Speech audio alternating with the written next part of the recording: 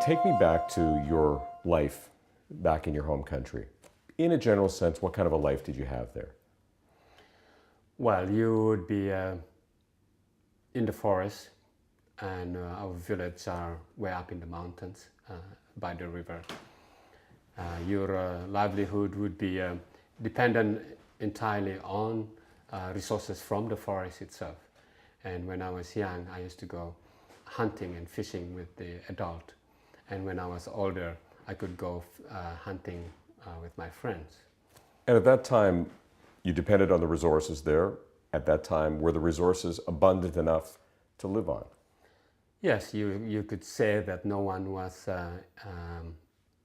starving. When you want to have lunch or breakfast, you could just go and bring your net to the river and get some fish. What kind of fish? What kind of Freshwater fish. There would be like more than 10 types of different fish that you get. Lots of choice. A lot of choices, and it's not only the fish, but also animals. You come very close to the settlement where we are, and you don't really need to go out really far because there are abundant of fruits around as well, wild fruits that the animal would come and eat. So it sounds a bit like an idyllic surrounding. Looking back, I would say it was idyllic for us, and for me, I mean, being in cities, in the urban area, you cannot imagine that kind of lifestyle. Wonderful. Beautiful, I would say, and one that I cannot go back to anymore. So let me ask you about that. It was a wonderful existence, and then something happened. And what was that happened to your home? Basically, what happened was that the logging companies start to come in first from the downriver, and slowly they go up into the interior. At that time, logging was mainly in the very low-lying area, in the swamp area.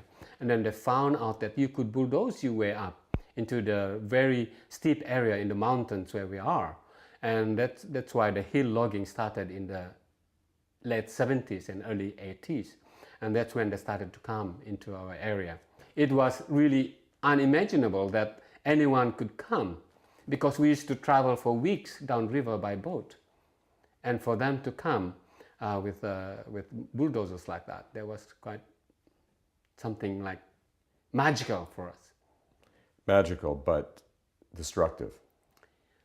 Yes, at that time we thought it would be helpful so that it would shorten our distance of coming down to town and do shopping and going down river, and as well as for kids to go down to school, because there are also incidences of drowning because the rivers are very, very rough.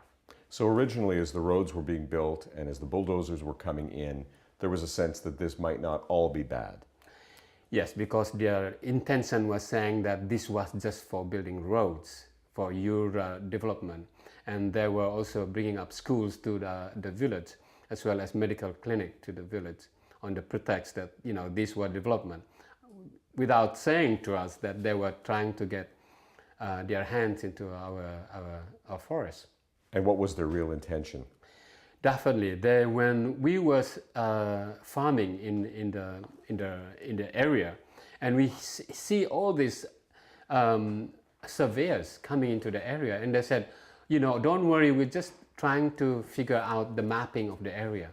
And little did we know that they were surveying for blocks for timber extraction. And then slowly we realized that they were doing the logging road, and then we didn't really, it didn't really matter because it was so far away from where we were, until they come into our temuda, we call the secondary forest, where we used to farm. And that's when we started to really get together